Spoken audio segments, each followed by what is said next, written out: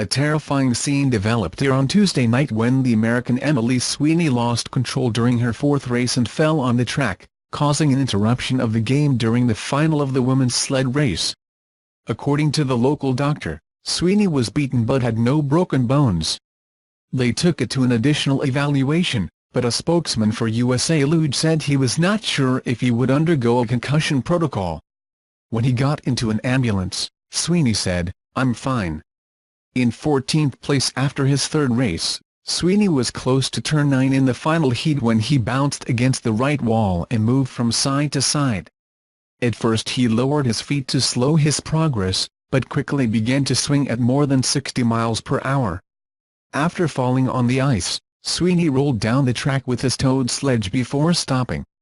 The authorities suspended the competition while the medical personnel entered the track to attend Sweeney.